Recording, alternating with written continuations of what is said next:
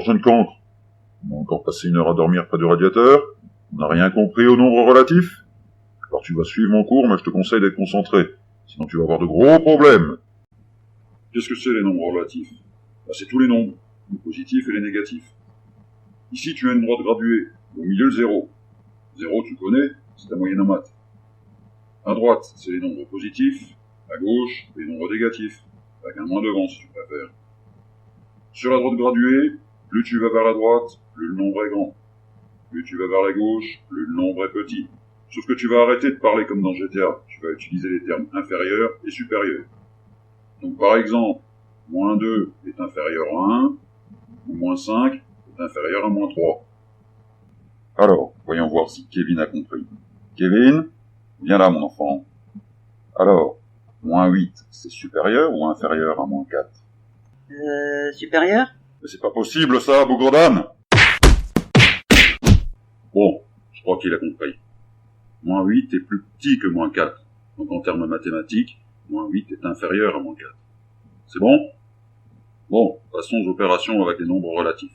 C'est quoi une opération? Tu vas devoir en subir une si tu continues avec des questions stupides. Une opération, c'est une addition, une soustraction, une multiplication ou une division. On commence par l'addition. Premier cas, on additionne deux nombres qui ont le même signe. Pour cela, il faut d'abord déterminer le signe du résultat. Regardons le premier exemple. Oui, je sais. Certains petits malins vont me dire qu'avec des nombres positifs, on peut enlever les parenthèses. Ok, c'est vrai, mais pour l'instant, tant que tu n'as pas fini ta puberté, tu laisses les parenthèses. Ici, les deux nombres sont positifs.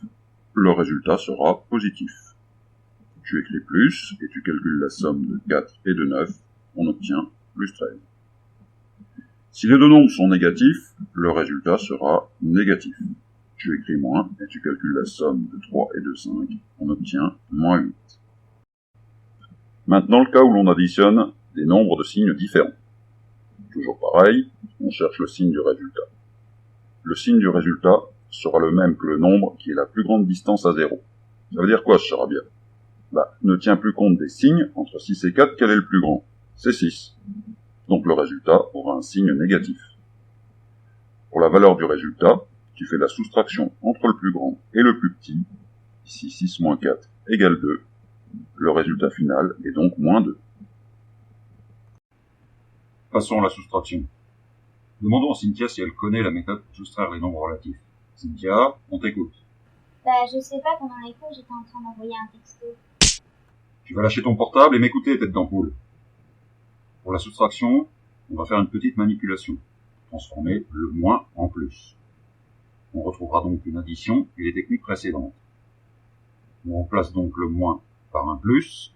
Cela nous oblige à changer le signe du nombre dans la parenthèse suivante. Donc s'il était positif, il devient négatif. Et dans notre exemple, il devient positif.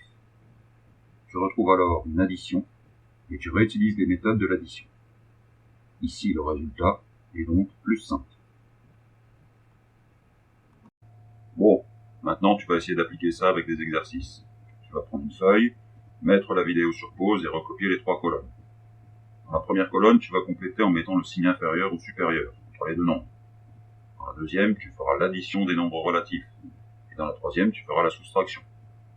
Quand tu as fini, et seulement là, ne triche pas, je te surveille.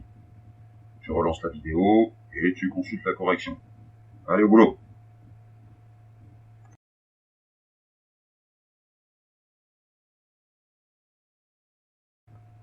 Bon, tu vas vérifier.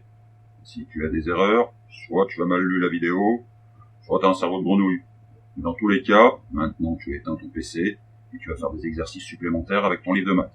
Allez, plus vite!